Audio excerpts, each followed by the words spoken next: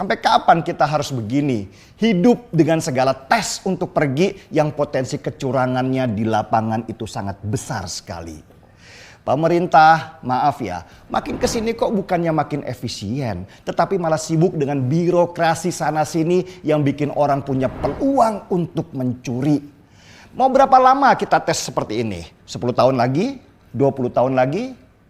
Kenapa pemerintah nggak mikirin solusi yang lebih efisien misalnya? Kalau takut nanti ada penularan di pesawat, ya sterilkanlah pesawatnya. Kalau takut nanti ada penularan di bandara domestik, lah ini juga lucu.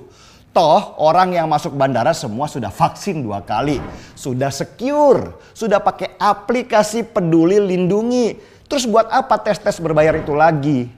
Kalau pemerintah niat dan mau, bebankan saja Rp100.000 ke tiket pesawat setiap perjalanan dan tes langsung di bandara sebelum naik pesawat.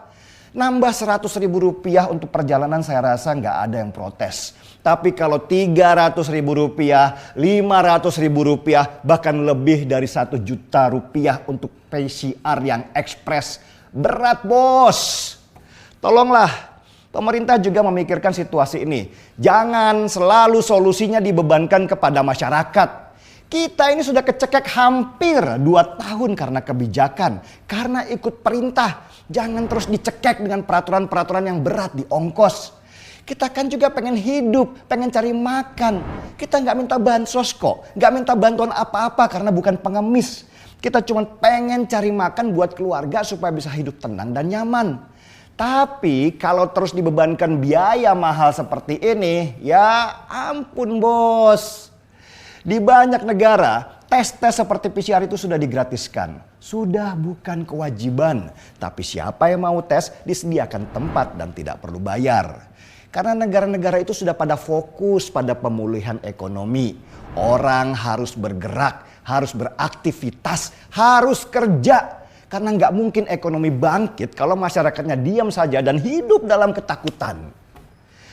Pak Jokowi, saya menjerit kali ini. Mohon maaf kalau teriakan saya hari ini keras.